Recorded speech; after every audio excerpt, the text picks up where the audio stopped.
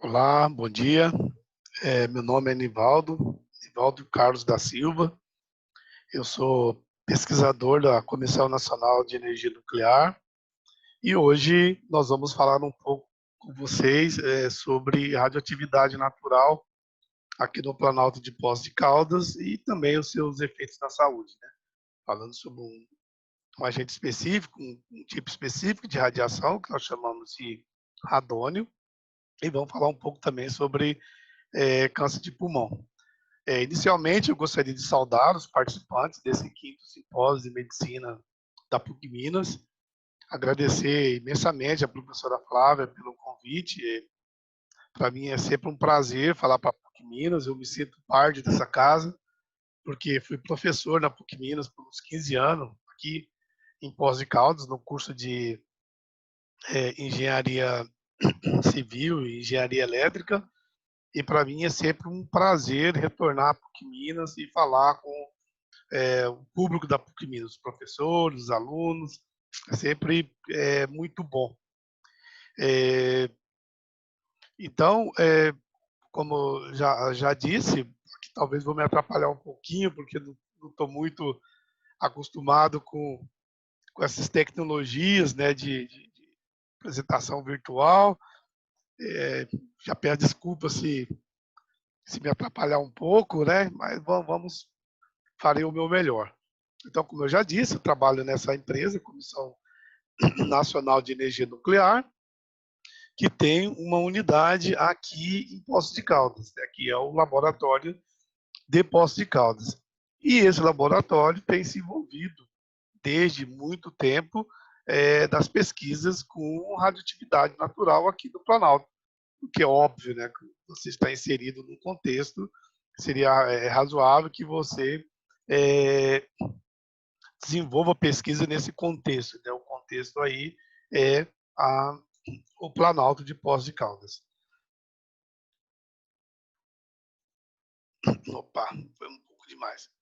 A Comissão Nacional de Energia Nuclear, ela é a autoridade reguladora nuclear brasileira, então ela trabalha com todas as unidades que trabalham com radiação do país, com fontes radioativas, passa pelo licenciamento e fiscalização dessa autoridade. Isso inclui, inclusive, as fontes médicas, né? Então, todo o serviço de radioterapia, elas têm um licenciamento da Comissão Nacional de Energia Nuclear, Medicina Nuclear e por aí vai. O serviço de radiodiagnóstico, até tempos atrás, estava dentro do escopo do trabalho da comissão, mas como ele é muito amplo, isso foi hoje passado para o Ministério da Saúde, através das vigilâncias sanitárias, né? E então esse trabalho é feito pelas vigilâncias, mas a CENEM também acompanha, faz as normas, né? E então tá envolvido também no licenciamento, na regulação desse serviço de radiodiagnóstico. Uma outra área muito ampla de atuação da CENEM é a parte de irradiadores, tanto para irradiadores de alimento, quanto a esterilização de equipamentos médicos e de medicamentos e por aí vai, né? Mas também tem atuação na área industrial, medidores de níveis, medidores industriais de todo tipo, né? De espessura, aplicações na área de geração de energia propriamente dito, né? De mineração de urânio e produção de energia nuclear, né? Energia elétrica vindo de reatores nucleares. Também tem uma atuação na área médica na produção de radiofármacos, né? Então a CENEM era até pouco tempo a única produtora de radiofármacos no país. Agora já existe um processo onde tem empresas privadas também participando desse processo, mas a CENEM ainda é responsável por uma grande parte da produção de radiofármacos no Brasil. A CENEM também está envolvida com a pesquisa e desenvolvimento na área nuclear. E ela faz isso nas suas unidades espalhadas pelo país. Temos unidade desde o sul, do Rio Grande do Sul, até Fortaleza, lá no no Ceará. Aqui em Minas Gerais, nós temos 2 unidades, uma localizada em Belo Horizonte, e dentro lá da UFMG, e outra aqui em Poços de Caldas, que é o laboratório de Poços de Caldas, onde eu trabalho. Muito bem. Esse laboratório, pelo contexto que ele está envolvido, sempre foi muito demandado para tratar de assuntos relacionados ao Planalto de Poços de Caldas, a radiação natural do Planalto. Eu não sei a origem de vocês, né, de onde vocês vêm, se são a maioria daqui da região, ou se são de outras regiões do país, mas sabe-se que o Planalto de Poços de Caldas possui alguns minerais radioativos, né, urânio e tório, e essa radiação anômala desperta grande interesse na comunidade, né? Além disso, como vocês devem saber, a primeira mineração de urânio, exploração comercial de urânio do país, foi realizada aqui no Planalto, inclusive. Tem uma mina que ainda está aberta hoje, ela não está em produção, mas ela está aberta e precisa de todos os cuidados de uma mineração, né? Para não ocorrer a poluição. Eu, inclusive, participo do processo de fiscalização dessa mineração que está aqui no nosso Planalto. Não é em Poços de Caldas, mas é no município de Caldas, né? Mas o acesso é feito pela rodovia que liga Poços de Caldas a Andradas. Então, sempre teve um interesse muito grande da comunidade nesse tema. E aí no começo dos anos 2000, 2005, 2006, houve uma demanda muito grande da comunidade aí nos órgãos do Ministério da Saúde, nos órgãos ambientais, também no INCA, nas secretarias estaduais e municipal de saúde, acerca dos possíveis efeitos da radiação natural aqui do Planalto na saúde humana. Então foi organizado um projeto chamado Projeto Poços de Caldas, e para tratar desse assunto. E eu vou falar bastante sobre esse projeto, porque esse contexto de radônio e efeitos na saúde está dentro do contexto desse projeto, chamado Projeto Poços de Caldas. Originalmente, esse projeto envolvia os municípios de Poços de Caldas, Andradas, Caldas e Bitiúra de Minas e Santa Rita de Caldas. Pode ver que são somente municípios mineiros desse Planalto. E a pergunta, por que os municípios mineiros?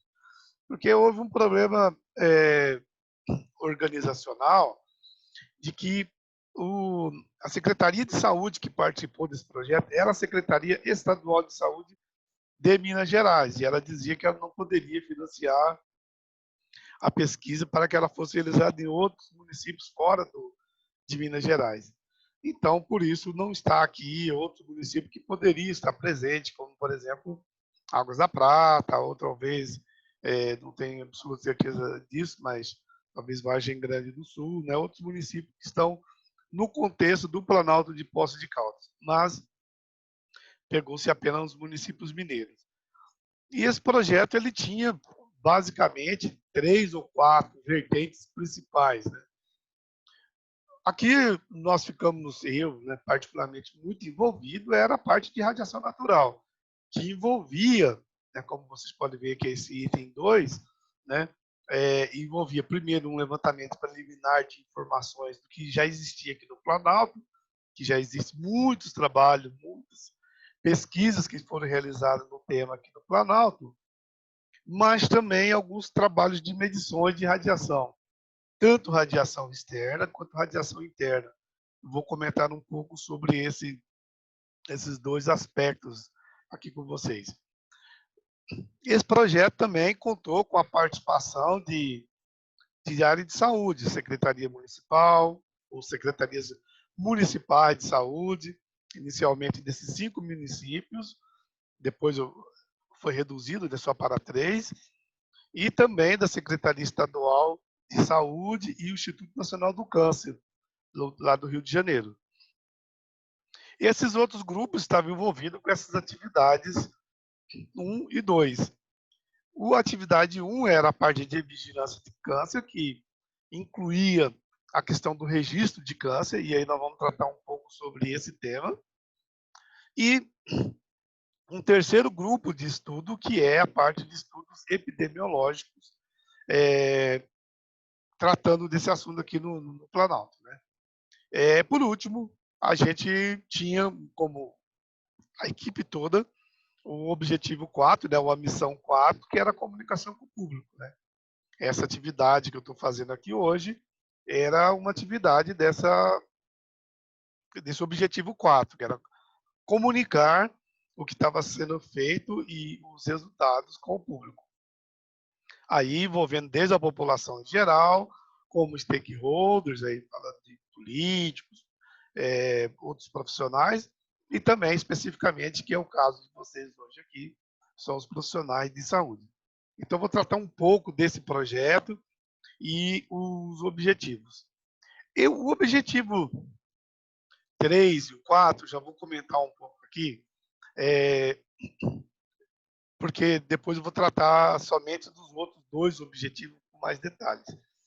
O objetivo 3, a gente tentava, o grupo que estava pesquisando isso, tentava fazer algumas avaliações em termos de o que estava acontecendo aqui no Planalto, os efeitos da radiação aqui no Planalto, tanto relacionado à mortalidade quanto à morbidade.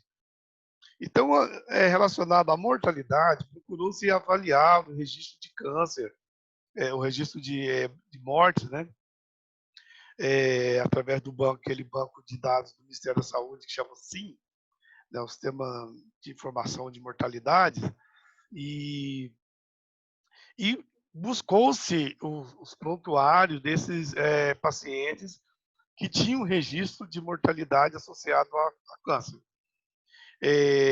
para saber, de fato, qual era o tipo de câncer e buscar alguma associação com essa radioatividade. O que se verificou logo de início é que existia um registro muito ruim.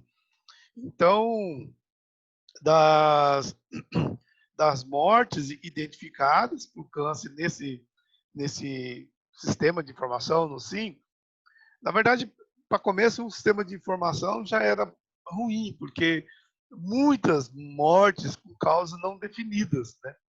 E eu acho que, não me lembro o número exato aqui, mas como 30%, 40% das causas de morte desse sistema de informação estava como causas não definidas, o que já cria um viés complexo, complicado para a pesquisa de estudo epidemiológico.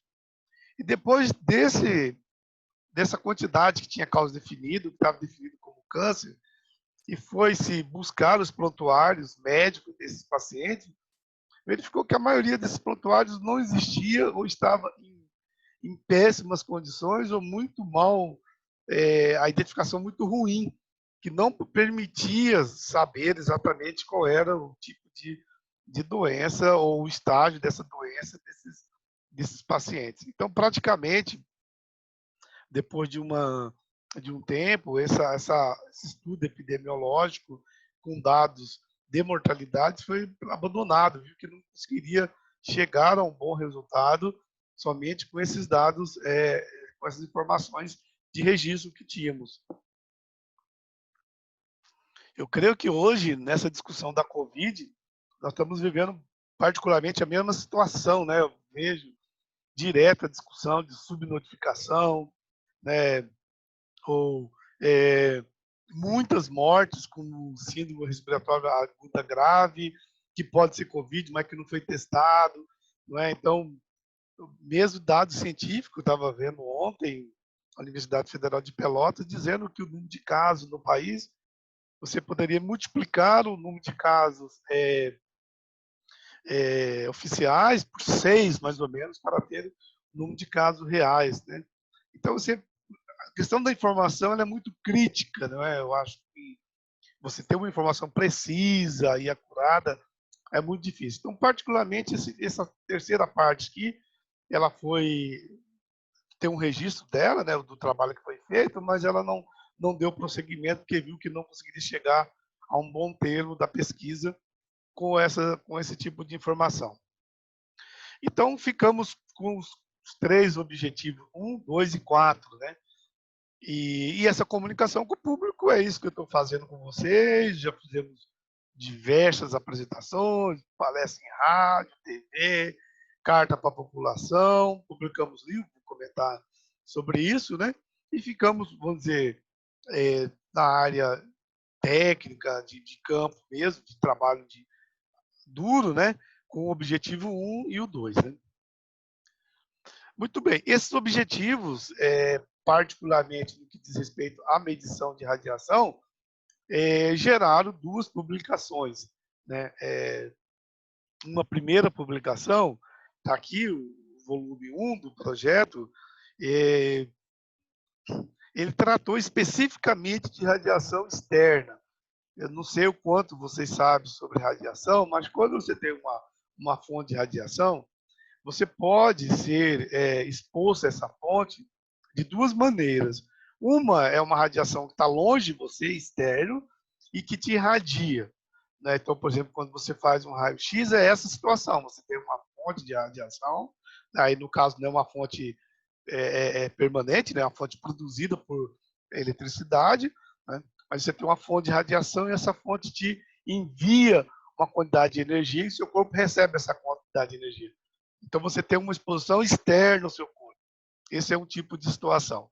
Então, quando nós temos uma radiação no solo, dos materiais de construção e tudo mais, essa radiação presente no solo, né, esses materiais radioativos, emitem radiação, particularmente radiação gama, e essa radiação chega até o nosso corpo. Também o Sol também faz isso, né, radiação solar, mas especificamente em termos de radiação ionizante que nós estamos falando, nós temos uma radiação cósmica também, que constantemente bombardeia, né, o nosso organismo. Nós temos também, então, essa primeira parte do trabalho, né, que durou de 2004 a 2009, foi feita essa publicação, está disponível esse relatório, né, está aqui o endereço para quem quiser pegar esse livro, né, tem todas as informações lá. Eu não vou falar muito desse tema, porque, como eu disse, não vou falar sobre radônio. E radônio trata-se de exposição interna, né? Então, isso também foi feito, né? Então, aí já foi uma pesquisa que durou mais tempo, né? Nós terminamos isso lá para 2013, 2014, e saiu essa publicação que está nesse livro e que também está disponível. Está aqui o link para vocês, quem quiser aprofundar, né, nesse trabalho, nesse texto, pode obter esses resultados aqui dessa publicação. Então, essa publicação tratou especificamente do radônio, que é um elemento radioativo, um gás natural, nobre, natural, que é radioativo. Então, não sei qual é o conhecimento de vocês, como já disse, mas quando você tem, por exemplo, urânio no solo, não é só o urânio que está lá, ele tem uma série de decaimentos radioativos. O urânio quando ele decai, quando ele se transforma, ele transforma em outros elementos. Quando ele emite radiação e transforma em outro elemento. Então, nós temos uma sequência aí de uns 12, 13 elementos radioativos no solo, incluindo esse que é o radônio. Então, logo depois do rádio 226, no decaimento do rádio 226, é produzido esse elemento chamado radônio, que, pela sua natureza, ele consegue sair das rochas e ir para o ar. E ele pode entrar nos ambientes, por exemplo, aqui na minha casa, porque agora tem uma quantidade de radônio. Então, ele é um material, vamos dizer assim, onipresente. Né? Então, ele está em todos os lugares. Né? Então, você não tem um lugar onde a concentração de radônio é zero. Obviamente, pode ser muito pequena. Então, se você for na área externa, aí, no campus, ou área externa da sua casa, e medir a concentração de radônio, você vai conseguir obter alguma coisa entre 2 e 10, a unidade aí é becquerel, né, que é decaimentos por segundo, 2 a 10 becquerel por metro cúbico de ar. Se você vem dentro de uma casa, essa concentração aumenta, vai para 20, 30, 50. E a Organização Mundial da Saúde pede para que as pessoas, né, os países, façam esforços para que essa concentração não passe de 100 becquerel por metro cúbico. Mas tem outras recomendações, de não ser maior que 300. Então, aí algo entre menor que 300 é o recomendável para as residências, né? Mas se você quiser seguir as recomendações do Ministério da Saúde, o ideal é que você fique em torno aí de menor que 100 becquerel por metro cúbico. Vou falar muito nesse 100 becquerel porque é a recomendação da área de saúde. Da área nuclear, fala-se em 300, porque em muitas situações é difícil você ter uma concentração abaixo de 100. Então, aí fica entre menor, pelo menos menor que 300. Né? Na verdade, hoje a recomendação da Organização Mundial da Saúde é todo mundo tem que fazer um esforço para que as concentrações sejam menor que 300, mas onde não for possível, isso, menor que 300, que fazer um esforço para que as concentrações sejam menor que 100, mas onde isso não for possível, que não seja maior do que 300. Na verdade, em termos de radiação, não existe um limite seguro. Sempre o ideal é que a dose seja o menor possível, a exposição seja o menor possível.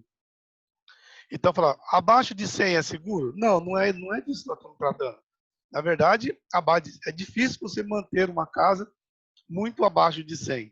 Né? Então, é uma otimização, na verdade. Né? Agora, se você conseguir deixar a casa em concentrações como 20, tá perfeito. Mas é difícil isso. Né? Então, por isso que falamos nesse 100. E a pergunta que surge é por que estudar o radônio? Né? Por que é ele? Por que ele é interessante? Né? Então, isso aqui eu já falei um pouco, né, que ele é um gás radioativo que emana do solo, né? Então, onde tem maior concentração de rádio, de urânio e, consequentemente, de rádio, vai ter mais radônio no solo. Esse radônio, como ele é um gás nobre, ele pode sair do solo e ir para o ar. E, particularmente, ele tem preferência para os ambientes, as casas, né, que são mais quentes, funcionam como um chaminé. Né? Então, ele tem preferência para entrar dentro das residências, né, para ambientes fechados. Então, ele concentra-se dentro desses ambientes fechados. Quando ele é respirado, ele pode oferecer risco, né, perigos aos pulmões. Por quê? Porque ele é um material radioativo, né, e ele emite radiação do tipo alfa, que quando é externo, não tem nenhum problema para a saúde, né, porque é barrado em alguns centímetros de ar. Mas quando é interno, essa radiação alfa, ela pode atingir as células do pulmão e ela deposita uma quantidade muito grande de energia nessa interação com a célula do pulmão. E essas interações é que pode levar, em última instância, ao desenvolvimento de câncer de pulmão. Na verdade, o radônio é conhecido, né, pela IARC, pela agência da OMS que trata de câncer, como sendo a segunda causa de câncer de pulmão, logo após o tabagismo. Né? A segunda causa, né, a primeira é o tabagismo, a segunda é o radônio. De fato, o número exato não temos, mas sabe-se que o radônio é responsável entre 5% e 15% dos casos de câncer de pulmão. O restante, né, uma grande maior parte, aí 80%, está associado ao tabagismo. Esse dado é um dado mundial. A gente não sabe aqui no Brasil qual é a situação nossa, até porque nós temos um dado de tabagismo bem diferente do dado mundial. Né? O Brasil, até onde eu conheço, fuma-se, né, devido às campanhas sucessivas do governo brasileiro, fuma-se bem menos que o resto do mundo. Né? Entre os não fumantes, o radônio é a primeira causa de câncer de pulmão. Então, assim, extremamente significativo esse gás para o câncer de pulmão. Eu já fiz algumas contas aqui de cabeça, né, para a gente ter ideia, né, eh, da situação brasileira. Então, hoje, se de maneira bem grosseira, estima-se que o número de câncer de pulmão para 2020 é algo como 20 mil entre 15 a 20 mil para homens e mais ou menos a mesma coisa para mulheres. Mas vamos fazer uma conta bem grosseira, né? Para só ter uma ordem de valor, né? Então, se nós falamos em mais ou menos 40 mil casos de câncer de pulmão no Brasil, e nós assumirmos que o radônio ele é responsável por 5 a 15% dos casos de câncer no Brasil, nós estamos falando que o radônio ele está associado a aproximadamente entre 6 mil, né, que seria o caso pior, o caso de ele ser responsável por 15%, e algo como 2 mil. Né? Então, nós estamos falando que o radônio está associado a entre 2 mil e 6 mil casos de câncer no Brasil por ano. Então, é um número significativo, principalmente sabendo se da letalidade desse câncer. Né? Então, são muitas vidas que é, são levadas, né, por ano associado somente a esse gás radônio. Nos Estados Unidos, o número é muito mais assustador. Lá se associa-se como 20, 30 mil mortes por ano associado a câncer de pulmão associado a radônio. De fato, países como os Estados Unidos e também alguns países na Europa, quer dizer, a maioria dos países da Europa, de fato, tem grandes programas associados à medição e controle do gás radônio. Infelizmente, nós estamos atrasados nisso aqui no nosso país. Então, para lidar com isso, existem diversas recomendações internacionais, eu listei duas apenas, mas tem muito mais, né? Então, para vocês que são da área de saúde, né, existe um manual da OMS tratando desse assunto, né? Inclusive aqui no Brasil, um órgão da CNEM no Rio de Janeiro, que é o Instituto de Radioprocessamento e Dosimetria, já traduziu esse manual, tem ele aqui em português, né? Assim como nós temos também esse manual, né, da Agência Internacional de Energia Atômica, tratando especificamente da proteção de público, né, das pessoas associado ao radônio. Então, aqui traz muito detalhe de como tem que ser feito isso. Infelizmente, nós não temos aplicado muito isso aqui no nosso país. Eu estou falando isso para mostrar para vocês a importância desse estudo que foi feito em Poços de Caldas.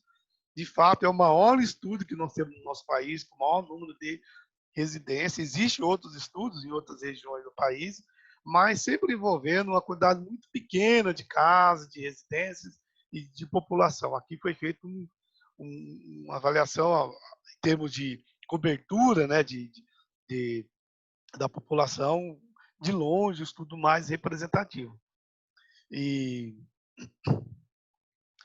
muito bem, então vou falar para vocês um pouco como foi feito esses estudos, lembrando vocês que esse estudo tinha o objetivo de medir radônio e associar com a questão da saúde.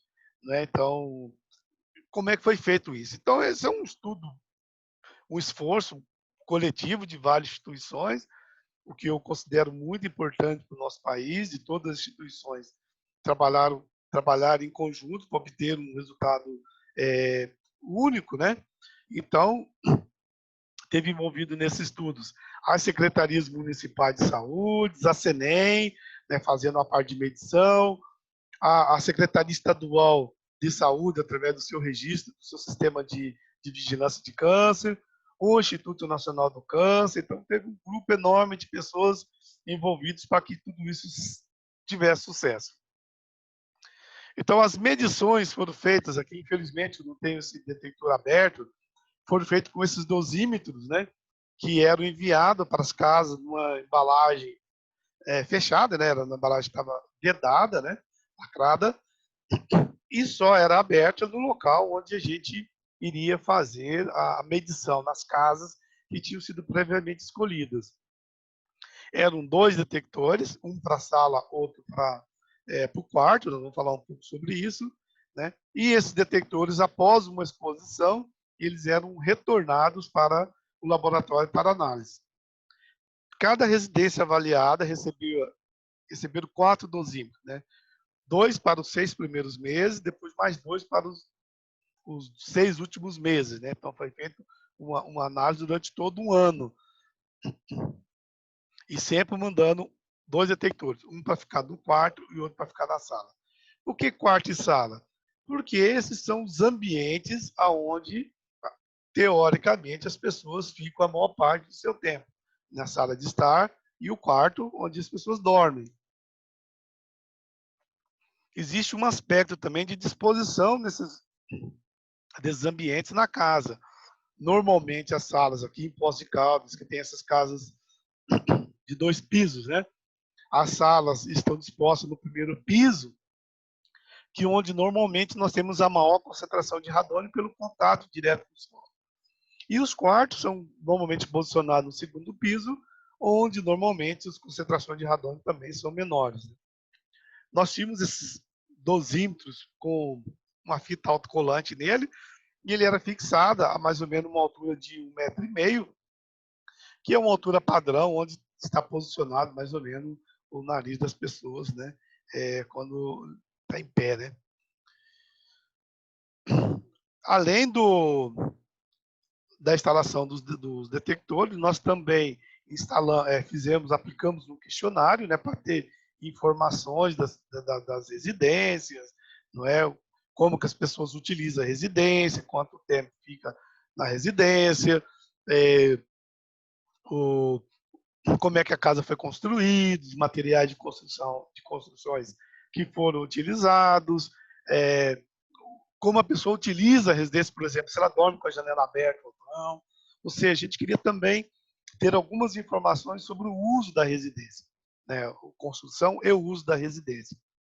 Obviamente, por se tratar de uma informação obtida na comunidade, essa pesquisa, né, incluindo o questionário, teve que passar por um comitê de ética, né, foi aprovado por um comitê de ética, e essas informações foram individuais, né, foram tratadas como sigilosas, elas só foram avaliadas no conjunto, né.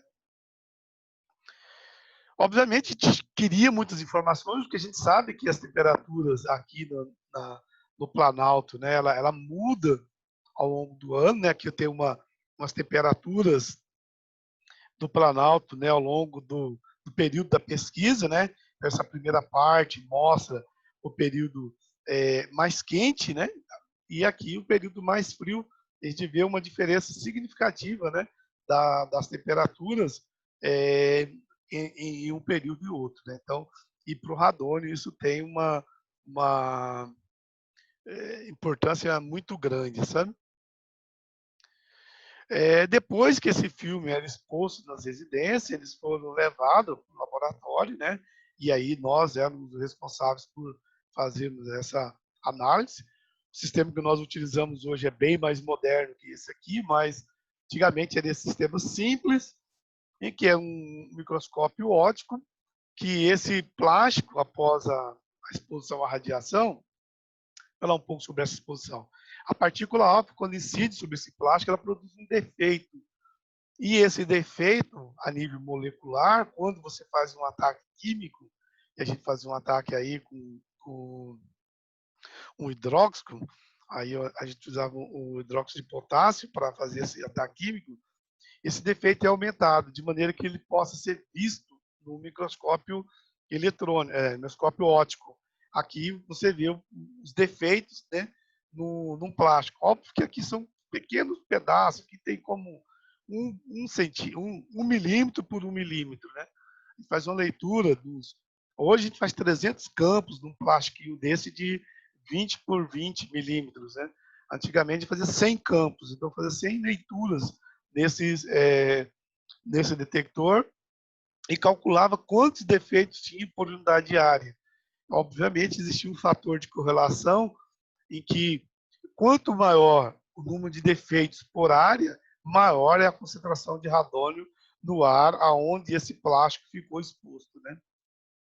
Então, a avaliação da dose é feita através de um fator de calibração, em que esses detetores eram expostos em ambientes controlados, e nós sabíamos a correlação entre a quantidade de traços, né, desse detector por unidade diária com a concentração que ele foi exposto. Tudo isso, obviamente, passa por um processo de garantia da qualidade. O laboratório participa de exame de intercomparação laboratorial internacional anualmente para ter a garantia da qualidade desses resultados. Aqui eu já comentei um pouco para vocês que nós fizemos a medição em residência, em quatro medições, sendo quarto e sala, em 2 campanhas, né? Primavera e inverno, primavera, verão e outono e inverno. Depois dos resultados, a gente faz isso usando uma estrutura de contagem do IBGE que chama setores censitários, que é como o IBGE utiliza para fazer os cálculos deles, né? A partir daí, a gente calcula a dose populacional e depois a gente agrupa isso por município e também por zona rural e urbana. Aqui, mostrando a cobertura da pesquisa, né? Nós temos 3 municípios. Esse município é o município de Caldas, aqui o município de Poços de Caldas e aqui o município de Andradas. Obviamente, o número de residências depende do número o número de amostras depende do número de residência, que tem uma relação direta com o número de moradores, mas não era só esse fator de peso também, tem um fator territorial também envolvido. Então, onde existe uma consideração de pontos, são as zonas urbanas desse município. Então, aqui é a zona urbana de Caldas, zona urbana de Poços de Caldas e zona urbana de Andradas. E aqui os outros pontos localizados na parte rural dos municípios. Em Andradas foram feitos 177 municípios, em Caldas 158, em Poços de Caldas 342 municípios, totalizando 677 municípios nessa pesquisa. Aqui algumas informações sobre os setores urbanos, rurais, os setores censitários que existiam em todas essas regiões, tanto total quanto por zona urbana e rural, quantos setores que nós realmente fizemos uma amostragem, a população total desse setor censitário, a população que foi medida, que dá para ver que a população que foi coberta nessa pesquisa é uma parcela considerável da população total, né? Então foi coberto 141 mil habitantes, enquanto a população total desses 3 municípios naquela época era de 202 mil habitantes. Muito bem, pelo adiantado da hora, vamos dar um pouco dos resultados, falar um pouco sobre os resultados.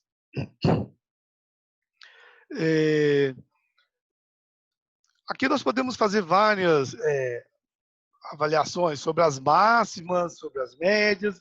Vou tratar mais sobre as médias, né? Então, o que nós observamos aqui? Uma parcela considerável dos municípios estão aqui abaixo de 100, né? Estão abaixo de 100. Então, a maioria dos municípios do nosso Planalto cumpre aquele requisito da Organização Mundial da Saúde, que está abaixo de 100. No entanto, por volta de 30% dos municípios estão nessa faixa entre 100 e 200 becquerel, né? 7% é entre 200 e 300 e uns 3% da residência estão acima daqueles 300 becquerel que eu comentei com vocês, que a recomendação da Organização Mundial da Saúde é que a exposição, né, a concentração de radônio, não passe desses 300 becquerel por metro cúbico.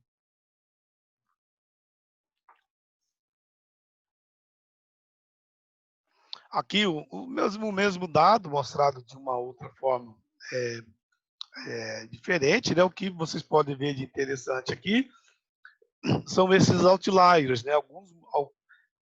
Tanto no município de Andradas, quanto no município de Caldas, quanto no município de Poços de Caldas, tanto na zona rural quanto na zona urbana, nós temos outliers, que são municípios que estão muito acima, ou a residência, estão muito acima dos valores médios observados, né? Então, aqui nós observamos que nas médias, né, dos municípios, estão aqui quase próximo dos valores recomendados pela Organização Mundial da Saúde, que são os 100 becquerel por metro cúbico. Mas existe uma proporção de residência que ainda está acima. Aqui nós estamos falando das máximas e aqui das médias, né? Observamos também que na zona rural, as médias estão sempre um pouco superior à zona urbana, né? Pode ser tanto pela localização das anomalias radioativas, que normalmente estão nas zonas rurais, mas pode ser também pelos tipos de construção que a gente observa na zona urbana e que é diferente das construções da zona rural. Aqui nós temos um resumo geral das concentrações que nós observamos no Planalto de Poços de Caldas. Aqui por municípios, né? Então, Andradas, o valor médio 82, mas teve valor bem pequenos, mas teve valores bem altos, 452. Em Caldas, a média foi um pouco superior, todo mundo sabe que as anomalias radioativas está mais localizada na região de Caldas, né?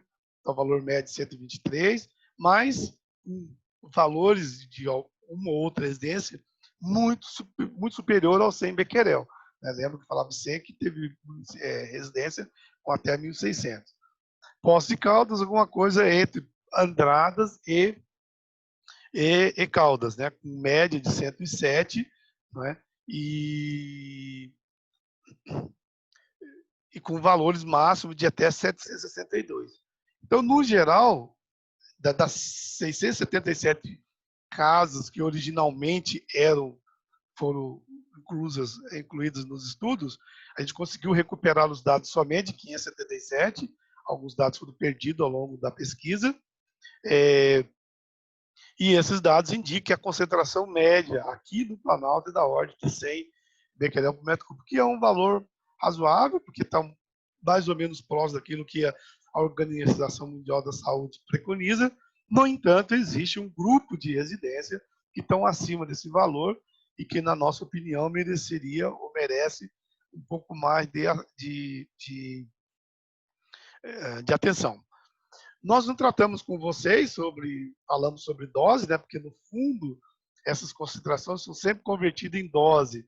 Então, se alguém já teve algum interesse em estudar a parte de dose de radiação, que é dado nessa unidade de milisievert, aqui nós calculamos as doses correspondentes, mas eu acho que pelo adiantado da hora aqui também, pelo tempo que foi pedido para eu falar, eu acho que nós vamos deixar esse assunto de dose para uma outra oportunidade. Aqui alguma comparação entre valores médios e valores de cálculos populacionais. Vocês vão observar que aqui não modifica muito, né, o cálculo populacional e o cálculo médio não modifica muito um do outro, né, são metodologias diferentes de calcular, mas um dos órgãos internacionais que calcula a radiação, que é um órgão chamado ANSCER, que é o Comitê Científico das Nações Unidas para efeito das radiações ionizantes, ela sempre trabalha com doses populacionais, por exemplo, com a medição realizada, por exemplo, aqui no Brasil, tem um peso nessa média mundial menor com a medição feita na China, porque a população chinesa é muito maior. Então, a gente calculou, mas verifica também que as médias não variam tanto, né? Aquele número anterior lá de 104, a populacional dá 100. Porque como você fez uma cobertura muito boa, não espera-se grandes diferenças, mas calculou-se também com o peso populacional. Nesse mapa, a gente mostra a localização das residências que teve alguma concentração máxima superior a 300, né, que mostra que teve 53 residências com concentrações máximas, pelo menos uma concentração máxima acima de 300. Nós tivemos 73 residências com concentrações máximas entre 200 e 300 e tivemos 196 com concentração máxima entre 100 e 200. Né? E abaixo de 100, nós tivemos o restante, né, que são 258. Aqui os mapas detalhados de cada uma dessas, de cada uma daquelas situações que eu comentei. Né? Então, aqui, entre 200 e 300, onde estão localizadas essas residências. Né? Depois, com mais de 300, nós avaliamos também quais municípios que tinham pelo menos uma medição com um valor acima esse valor de 200 becquerel. Aqui não vou entrar em detalhe, que tinha um objetivo específico para tratar desse assunto. Né? Então, a gente verificou que temos 123 residências com pelo menos uma medição acima de 200 becquerel por metro cúbico. Pelo menos uma que significa, cada caso foi feito 4 medições. Né? Então, a gente queria saber se pelo menos uma dessas medições tinha acima de 200 becquerel. O que a gente observou nessa pesquisa toda, né, além de a gente conseguir ter uma informação acerca da exposição do radônio no Planalto, é que as casas arejadas, né, aí muita gente dormindo com a casa aberta à noite, ou janela, pelo menos com veneziana, é a medida mais eficaz para prevenir as concentrações de radônio dentro da residência. Então, foi um fator preponderante de redução da concentração de radônio.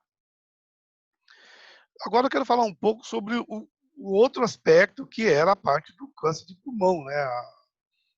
Que era um dos tópicos que a gente tinha lá no nosso estudo. Vocês são da área de saúde, então eu acho que é muito importante vocês terem informação sobre isso que eu vou falar aqui agora. Então, o que acontece hoje? Hoje, basicamente, os registros de câncer são 2 tipos. Um é um registro chamado hospitalar. Esse registro é um registro que os hospitais mantêm de todos os pacientes que chegam ao tratamento de câncer. Esse registro ele é interessante em termos para você saber, em termos de tratamento, você eficiência de tratamento, né? Mas para a parte epidemiológica, ele falha, porque ele não tem informação de onde essa pessoa estava, nem como ela foi exposta. Né? Para isso, existe os registros de câncer de base populacional, chamado RCBP. De fato, a estimativa de câncer que o INCA faz para o país, que todo ano é publicado, esse número que eu falei para vocês, que a estimativa hoje é algo entre 15 e 20 mil, vocês podem, no site do INCA, obter esse número exato, ele é baseado nos dados dos registros de câncer de base populacional. E, normalmente, esses registros eles estão somente nas capitais. E, para falar a verdade, algumas capitais nem têm esse registro. Até pouco tempo, por exemplo, o Rio de Janeiro não tinha um registro de câncer de base populacional. Aqui em Minas Gerais, tinha apenas o registro de câncer de base populacional lá de Belo Horizonte. Mas um registro de câncer de Belo Horizonte não é muito bom para ser usado para estimar a informação de epidemiológica de Poços de Caldas. Então, decidiu-se por montar esse registro de câncer de base populacional aqui em Poços de Caldas. Esse é um serviço da Secretaria Municipal de Saúde, então esse registro foi montado aqui, com o apoio da Secretaria Estadual e também do INCA, mas ele é um serviço que é mantido pela Secretaria Municipal de Saúde. De fato, eu brinco com meus colegas, embora não fui eu que fiz esse trabalho, mas para mim, o registro de câncer de base populacional de Poços de Caldas é o melhor resultado dessa pesquisa. Então, foi esse registro, para mim, a melhor coisa que aconteceu do projeto. Então, hoje, se você quiser qualquer informação sobre incidência de câncer em Poços de Caldas, é só acessar os dados do registro de câncer, que está disponível online no site do INCA. Então, esses registros todos passam os dados para o INCA e o INCA disponibiliza esses dados para vocês. Aqui era o informativo, o primeiro informativo do registro, eu participei ativamente dessa primeira etapa. Hoje, esse serviço está na Secretaria Municipal de Saúde. Até recentemente, quem era o coordenador desse registro é um professor da faculdade, o doutor Antônio Ângelo, né? Então, ele coordenava esse serviço. Eu não sei quem está hoje na Secretaria Municipal de Saúde coordenando esse serviço, mas fica aqui meus parabéns a toda essa equipe, porque, para mim, essa é uma informação fantástica. Sem dado, a gente não consegue fazer nada, né? Está vendo hoje a situação da Covid aí, a discussão sobre realmente qual é a discussão do crescimento dessa doença no país, né? Então, acabamos fazendo conta com um dado de TI, porque nós não temos a informação do que está acontecendo dentro da população, né? Os testes são poucos e a gente não sabe o que está acontecendo de fato no meio da população. Isso aqui, ontem eu fiz o acesso lá no site do INCA, né? Existe um aplicativo chamado Tabulador, tabulador das informações do SBT. Você pode acessar no INCA direto, tá aqui o endereço, tá? Clicando aqui no nosso mapinha de Minas Gerais, nós teremos a amostra de que existem 2 registros aqui, um registro em Poços de Caldas e um registro em Belo Horizonte. Clicando no registro de Poços de Caldas, né? Aqui agora falei uma informação para vocês, mas aqui já está aparecendo outra, né? Quem é a coordenadora é a Juliana Louro, né? Está aqui as informações, inclusive com o telefone dela. Isso está disponível, público, no site do INCA, e as últimas atividades que ela fez, né? Que o registro fez lá no site do INCA, né? Então, que informações que foram colocadas lá. Uma coisa importante, esse registro de base populacional, ele faz uma busca ativa, ela vai em todas as fontes notificadoras, consultórios, hospitais, laboratórios, e olha todos os prontuários. Então, os casos de câncer que vai para o registro, ele é, de fato, o registro da cidade. Você tem informação que a pessoa é moradora da cidade, você tem informações detalhadas sobre o estágio do câncer, né? Então, é uma informação muito precisa e muito boa. E quem estiver estudando esse assunto, com certeza é uma fonte fantástica de informação.